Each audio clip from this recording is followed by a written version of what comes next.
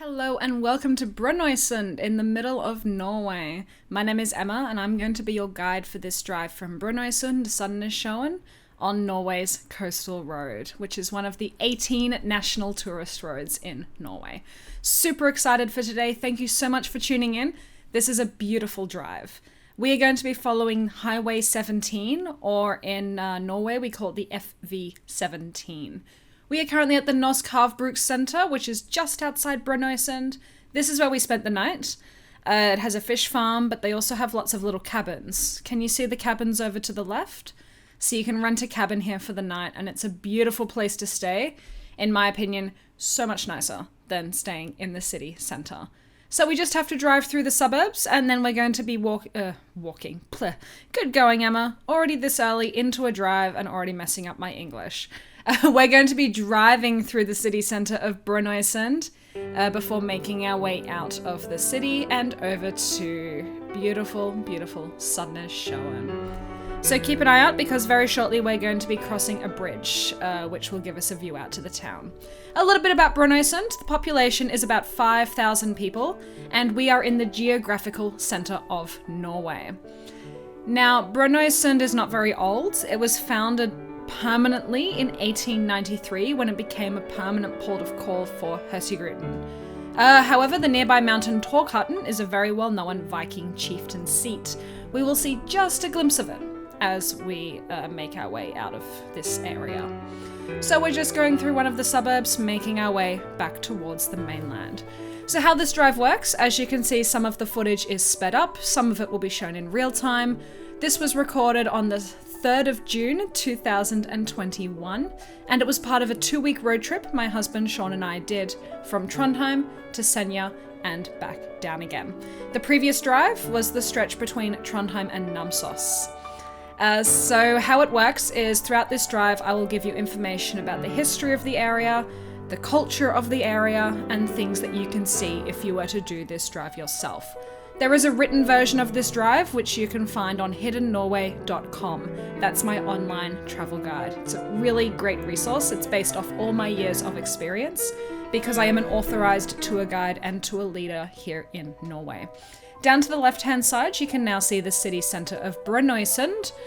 Brønnøysund, it's very easy to say in English. It basically refers to a well, brønn, an island, øy, and a strait, sund, Brønnøysund, well, island, strait. Easy, right? Straight ahead, you can see the mountain Torghatten, which is a famous mountain for hiking. It has a hole in the middle, so it's quite distinctive. Or you can just do what I do and view it from afar. Much easier. If you take the Hurtigruten south from Brønnøysund, they actually stop right in front of Torghatten, so it's a great way to see that hole. So I'll come back to you in a second when we get to Brønnøysund town centre.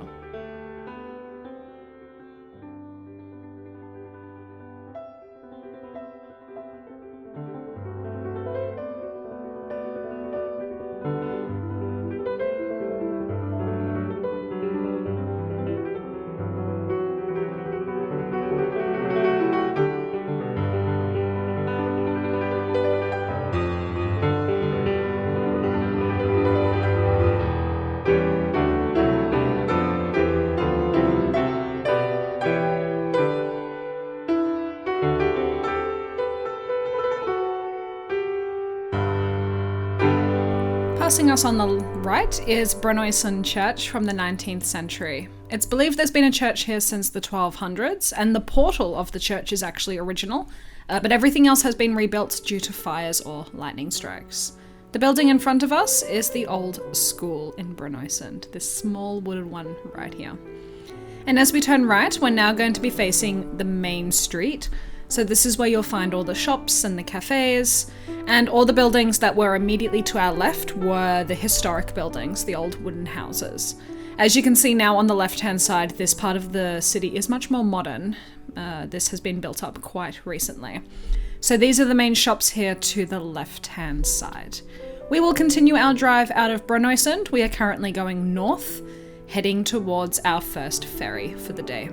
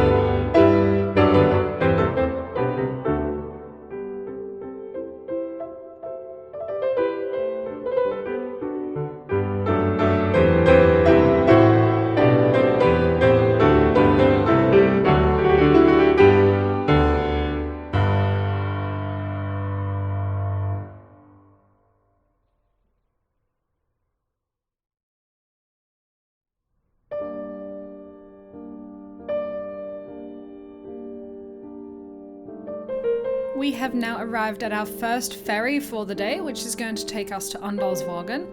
So ferries are really easy. As soon as it arrives and you're given the all clear, you simply drive on.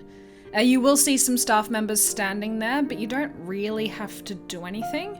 If you've rented a car in Norway, you will have an e-tag on the car, and that is what they'll scan once you go onto the ferry. So we're just waiting, and then we simply drive on, turn off the car, and you can leave the car while you're on board. You'll see as we drive up, he's taking a picture of our license plate, and this is also something they do. Sometimes they scan the e-tag and sometimes they scan the license plate. It makes no difference, it all goes into the one account, and a couple weeks after you return the rental car is when you get the bill, and that's always the worst part of any use of car in Norway. Seeing how much those toll roads cost. These ferries, they can vary anywhere in price from about 50 kroners to 200 kroners, and some of the more expensive ferries go for over 600 Norwegian kroners. If they're that expensive, you normally have to prepay them beforehand. See, so he just told us where to park, and all we have to do is turn off the car, go out and enjoy the views. One ferry ride later, and we are arriving in Andalsvågen. So once you get here, simply drive to the other side. There's not a lot to see here, and it was absolutely terrible when we planned this day. I'd planned all the ferries beforehand, and I thought I did such a good job. And as soon as we got to the other side of this area in Andalsvågen, we realized I had completely misread the ferry timetables, and we ended up having to wait 2 hours for the ferry. That was terrible. It was so dull because everything was closed due to the pandemic, so we had nothing to do. It was an absolutely beautiful day and we ended up just reading in the car, but you really have to plan these ferries because these ones don't run so frequently because this is not a very populated area in Norway. So please, please, please check the ferry timetables and do a much better job than I did. So we'll head to the other side and I'll show you the ferry.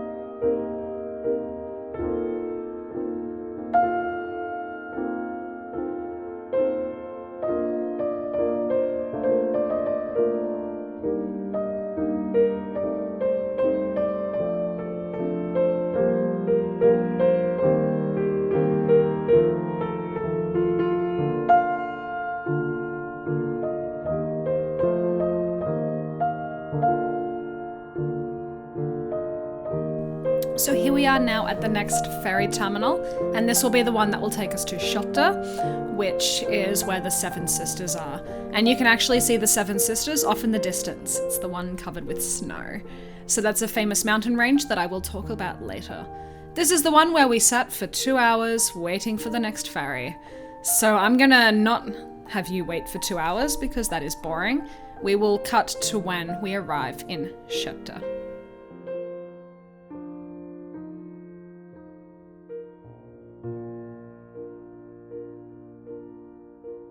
Here we are, 2 hours later. We are now in Skjøtta, going to make our way towards the Seven Sisters Mountains.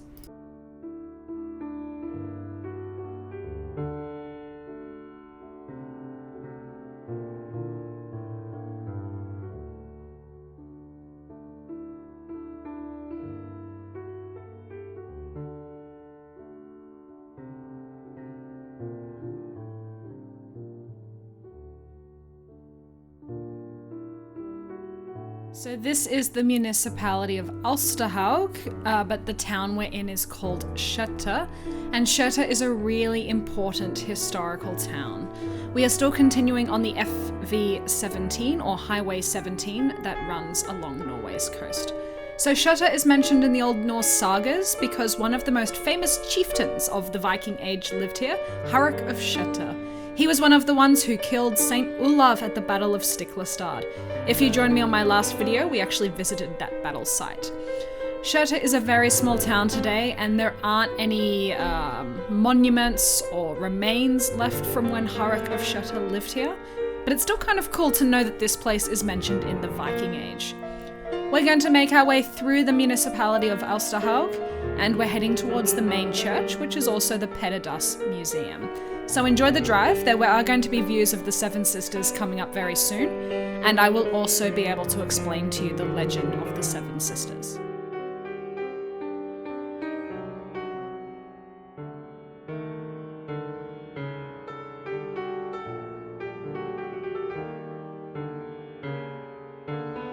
On the left-hand side, we're going to be passing the Skjøtta War Cemetery.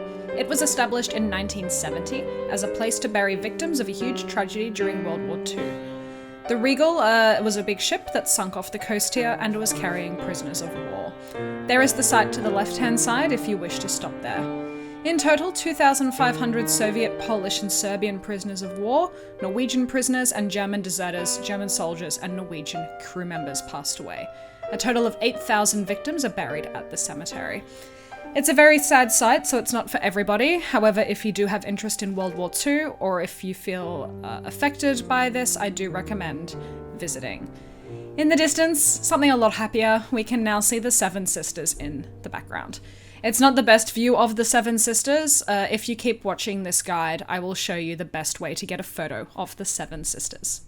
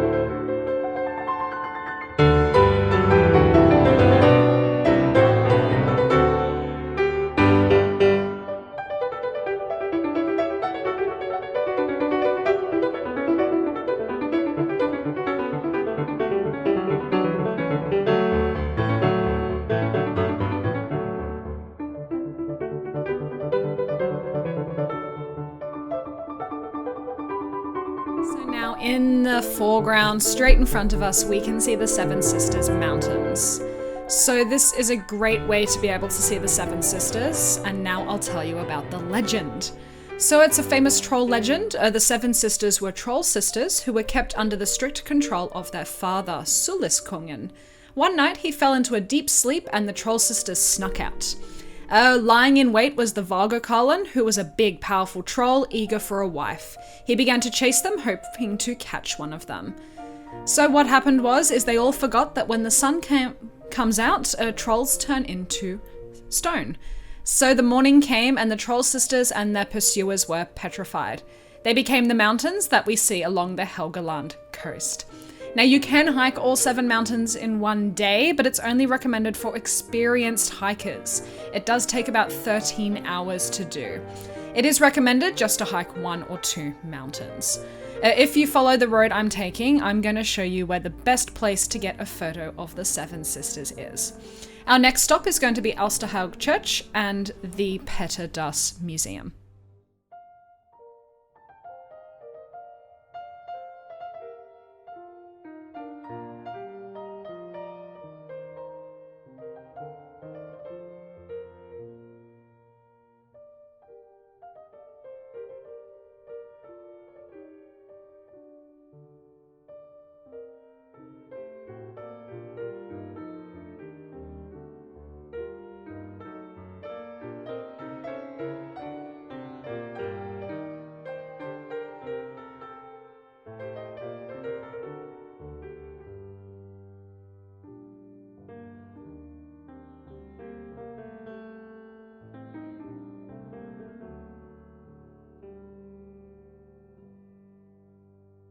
We are now approaching Alsterhaug Church and the Petter Dass Museum.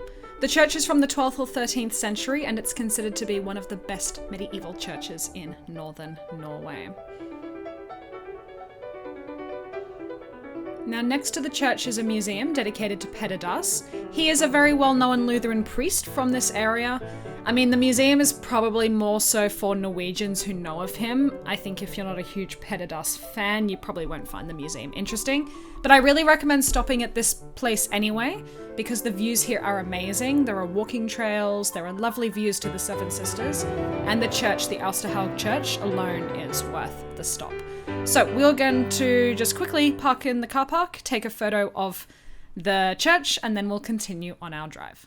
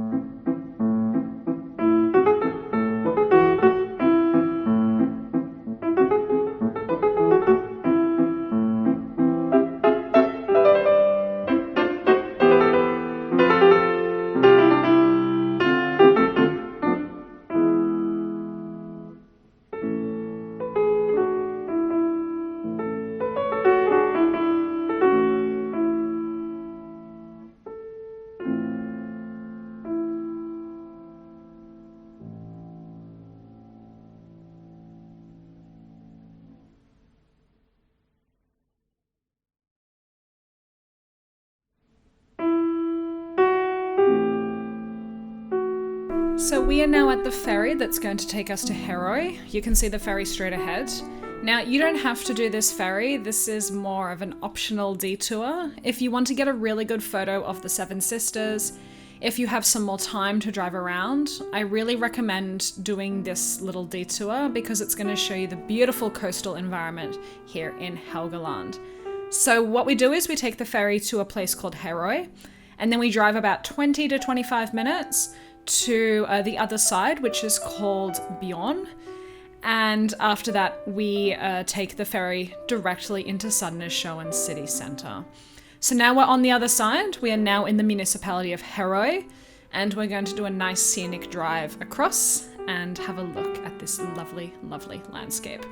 So there are about 1,700 islands here, which is roughly the same amount of people who live here. And because this area is increasing with industry, a lot of people are moving here.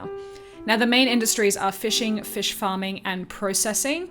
My husband told me that one of the big fish packages in Norway is located here. So another reason this area is becoming popular is because of the Vega Islands, which is a UNESCO World Heritage Area. I cover it on hiddennorway.com if you want to know more about Vega. So this area, they really want to build a bridge or a tunnel to the mainland, and it has been discussed for many, many years. Even though they are planning to do it, it will take about 30 years for it to be done, so it's not coming up anytime soon. So what I'll do is I'll be quiet, I'll put on some nice music, and I'm going to show you where you can get the best photo of the Seven Sisters.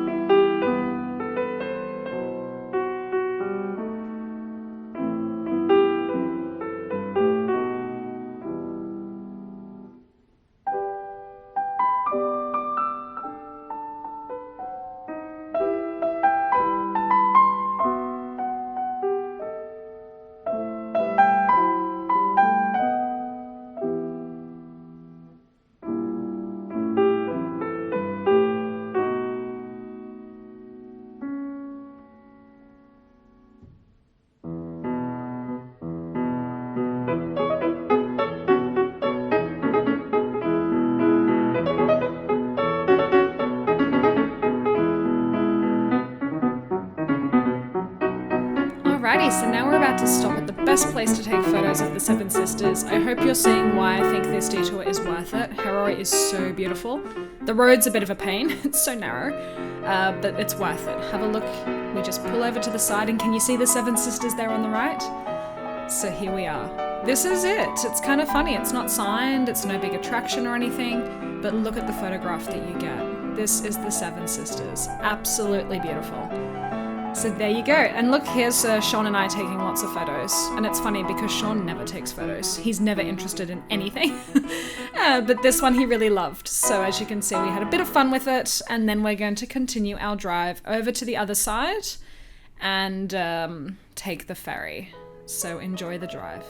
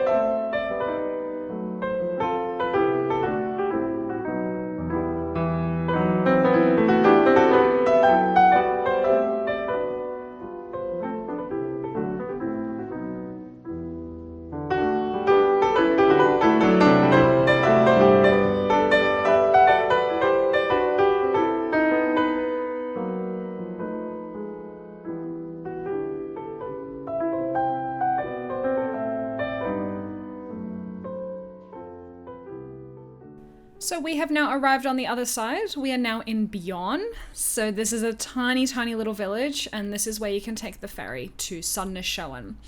So Bjorn does mean bear, however, it's not the meaning of this town. It actually comes from an old word bjorg, which refers to the mountains in the area.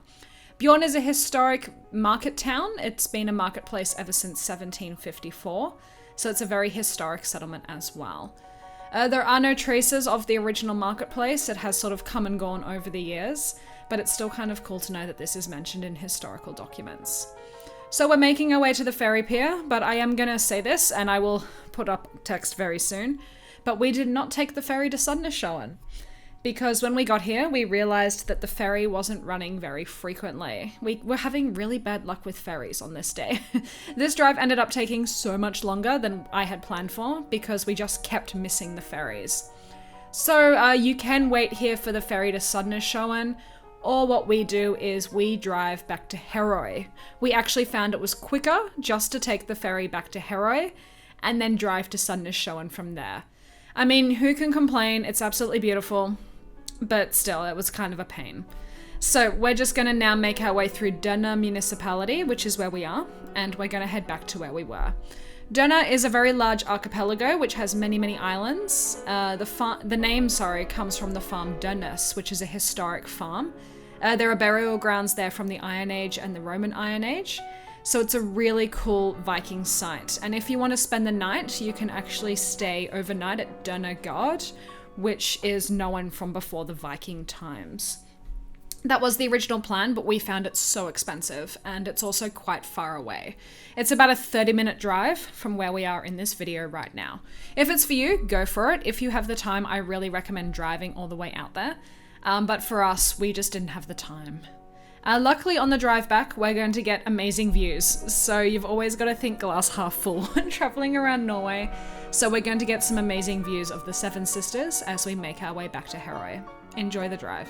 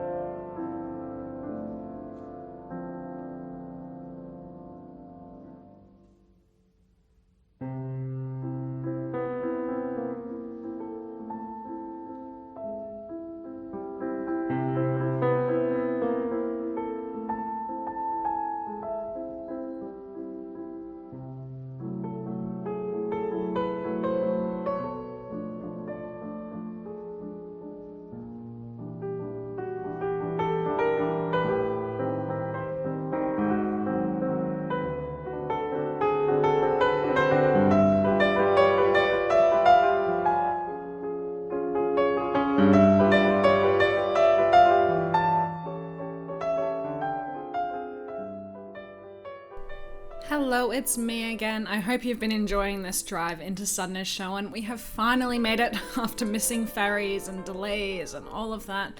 And now we are in the town of Sandnessjøen. So we're basically going to be making our way through the town centre, and we're parking at our hotel, which was the Scandic Siv Søstre, or the Seven Sisters. So on the left, you're going to see one of the main attractions here in Sandnessjøen, which is the old Viking longhouse. It's just hiding in behind the trees. There it is on the left-hand side.